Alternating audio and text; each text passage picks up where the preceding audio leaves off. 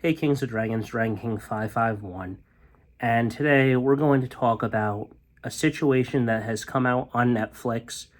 It is called Untold, the Sign Stealer. Yes, it is the story of Connor Stallions and everything that happened. So, with that being said, I just want to talk about a couple of things that happened in it that became really, really stupid in my book. I'm over it. I'm so over this bullshit because the thing here is, let me just take a couple of quotes here. So I love to quote. One of my favorite Marvel heroes, which is Tony Stark. You can take away all my gadgets, you can take away my homes, but the one thing you will never take away from me is that I am Iron Man. You can take away all our wins and stuff, but at the end of the day, no one is going to forget that Michigan won the national title and won 3 Big Ten championships, beat Ohio State 3 times, and cleared everyone. The other thing I want to state is that in the video, they talk about how at the end of the documentary, they call it the Stallions rule by changing from the signal calling, going like this, whoop, whoop, signals like that and stuff, to now having the helmet with the headset. I don't understand how they couldn't do that years prior and everything. It makes me infuriated because for me, for 4 years when I attended my high school, we had headsets. I've watched Friday Night Lights with headsets. I've watched All American with headsets in high school type football where they have the sticker with the green helmet sticker on the back with middle linebacker and quarterback or whoever the captain is getting the plays from the headset and stuff. Now, granted, when I came back for our after I graduated, technically would have been my 5th year of high school if I could attend a 5th year. I came back, and this was the year that we won our first state championship in like over 30 plus years. So they started shuffling in plays without the headset and then also using headset because sometimes it got loud and stuff. So I didn't really think that was a problem. Now, they said in the coaching and stuff, advanced scouting is illegal.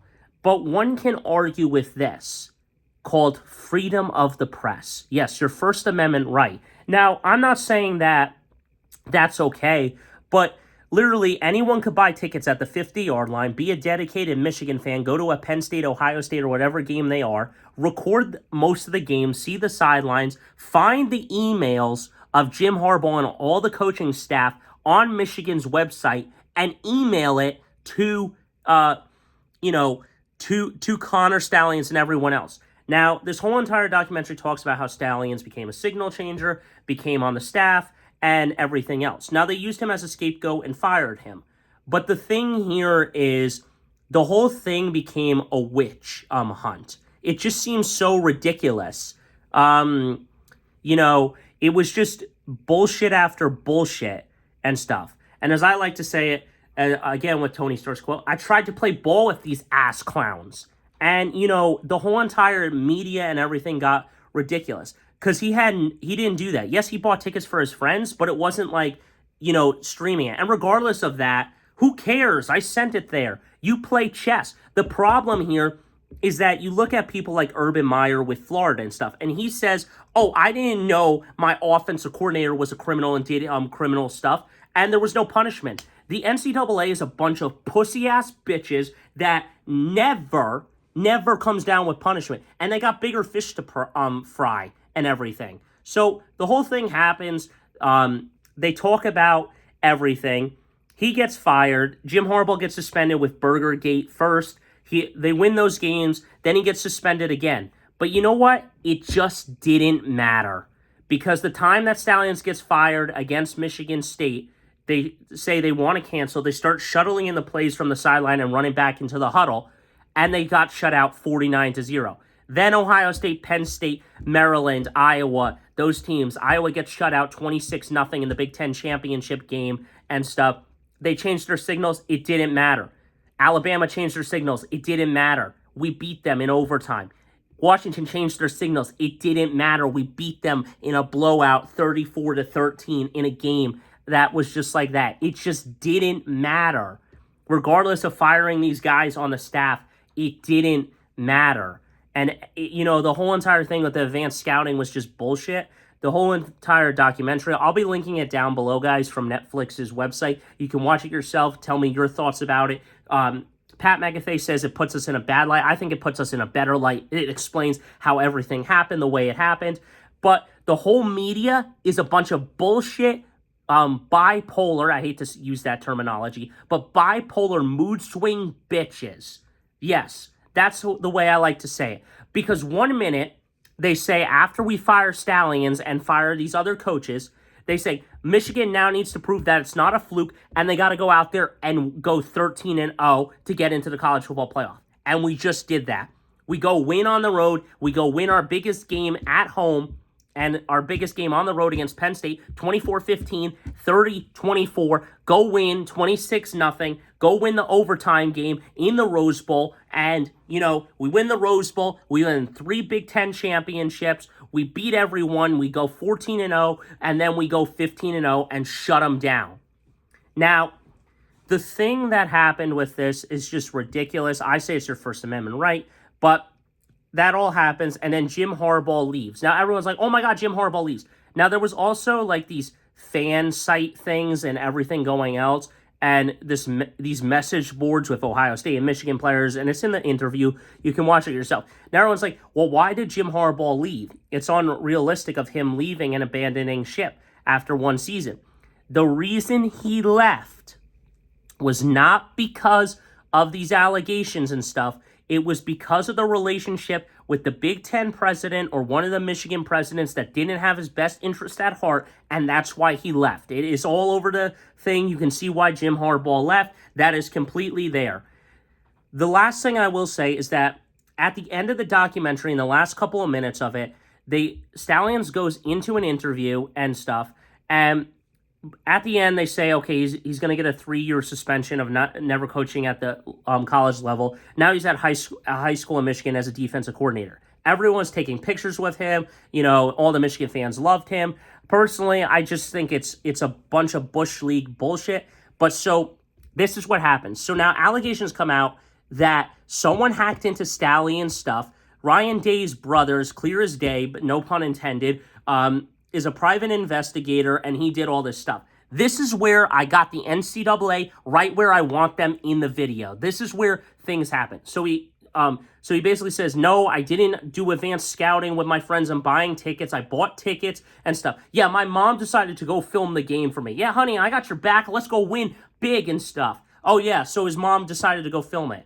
I mean, it's not that hard for someone to go film, find the emails, and send it to Jim Harbaugh and the rest of the staff and stuff, and say, here you go, I recorded some of this. Now, he says in the interview, you're not going to turn it away, as a president and stuff, and say, oh yeah, I already have that, thank you, and stuff. He'll use it. But at the end of the day, I really don't think it's that much of cheating, because everyone knows the signals. He even says that he did it at Navy. He also went at his house and did all of these 60 different pictures and knowing what the thing was. When he's yelling up, it's a pass in 2022, he's yelling that to say, that it's a pass. Everyone is finally figuring it out and stuff. He even says when he plays Ohio State the first time in Navy, 38-17, he loses, but eventually he knew some of the play calls after a while in the game. Now, this is where the final thing goes, okay? So we get into it. All the interview happens. His lawyer says to them, are you going to investigate Ohio State? Now, obviously, I'm applying Michigan State as well. Are you going to investigate Ohio State or someone else that hacked into Connor Stallion's stuff? And the NCAA stumbles over their words and fumbles and stuff. The person stuttles, one of the women presidents of the game, of the NCAA, says, at this time, we're not divulging any of that information, and stumbles over her words. Gotcha, bitch, because there you go. I wouldn't put it past Ohio State initiating it, and I wouldn't put it past them hacking into our computers and finding stuff. The whole thing was stupid. We got computer crimes going on at Michigan. We got Burgergate. We got the sign signals. It's a bunch of bullshit, and the NCAA is a bunch of pussies that is not going to punish anyone. Even if they try stripping our title, guess what? We already know we won it. There's nothing more you can say. We watched our team win it, and what are you going to do about it now? So that's all I got for you guys. Until next time, guys, don't forget to stay radical. I'll see you in the next one. The whole documentary, it is what it is. I'm over it. There's nothing more to say about it. Hit that like button, smash that subscribe button. I'll see you with more breakdown videos for the Michigan Wolverines 2024 season when their first game is played. But that's all I got for you. Let me know your thoughts on this documentary, and let me know what you think has happened with this whole entire thing. Do you think that we really did it, or do you feel that it's just a bunch of witch hunt bullshit that happened? Let me know. Hey guys, so I wanted to do one final thing here. I wanted to add one final thing about this whole entire documentary, about the whole entire stuff. So, if I didn't mention it before in the video, I wanted to say I like to quote two guys here. So I like to quote Vince Lombardi first. As he once said, I'm going to tell you what the play is. Go ahead and go stop it. So that's what my uncle told me, is that Vince Lombardi once said that to a coach and stuff. You have to go out there and go stop it. And as Coach Deion Sanders, primetime Deion Sanders, said last year in an interview, you know the play's coming. You got to go out there and execute and go stop it. So I don't think the wins should be revoked or anything should be revoked. It just didn't matter whether we fired him or not. We won our games, and and then the whole media decides to switch on us from one spectrum to the other. They say Michigan has to win out and win the Natty to prove that it's not a fluke. Then as soon as we win the national championship, they say there's an asterisk next to the championship and it's tainted. Make up your mind. Stop switching on a dime every 5 seconds. So those are my final thoughts of it. I don't feel like showing my face for this little just dialogue here. But at the end of the day, that's all I got for you. So until next time, guys, don't forget to stay radical. I'll see you in the next one. Smash that like button. Smash that subscribe button. That's all I got for you. It's very frustrating. I think I'm over it. Everyone steals signals. It's just ridiculous. I find, oh, yeah, you can't film from one sideline to the other, BS as well. So I don't know. Let me know your guys' thoughts on the doc. But those are all my thoughts, and that's the end of it. So I don't know.